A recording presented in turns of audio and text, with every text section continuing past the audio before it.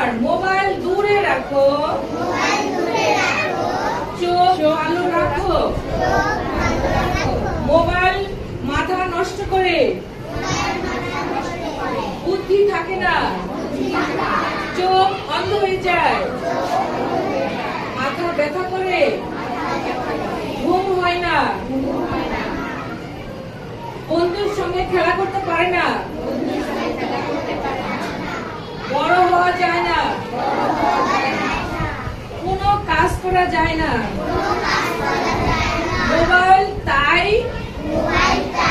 দূরে থাকবে, আমার চোখ ভালো থাকবে।